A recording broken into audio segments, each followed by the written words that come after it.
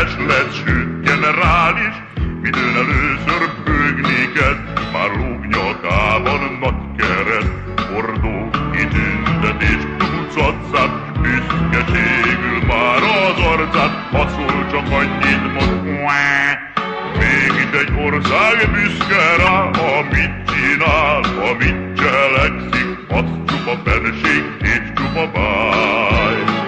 Mert bárha csak pólyában fekszik, mégis király, király, mégis király, mégis király, mégis király, mégis király.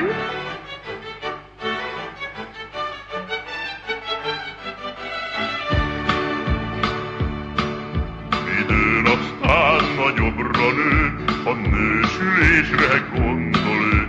Nem is gondol, csak gondoltatják, mint annak idején az apját. Mennyasszonyát nem ismeri, de tudja, hogy főhercegi. Királyi minden cseppnyi vére, méltó hát az ő kezére.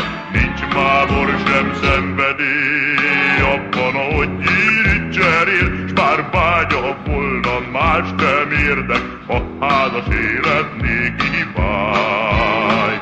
Hogy nős legyen országos érdek, mert hát király, király, mert hát király, mert hát király, mert hát király, mert hát király.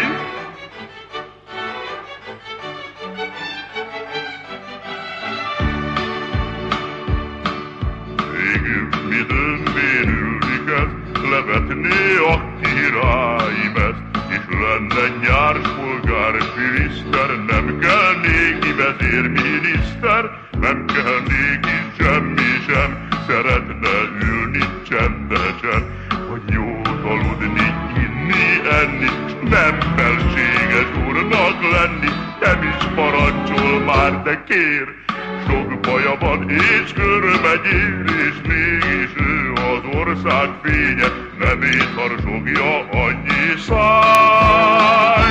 De fűszeressel is cserélne, szegény király, király, szegény király, szegény király, szegény király, szegény király.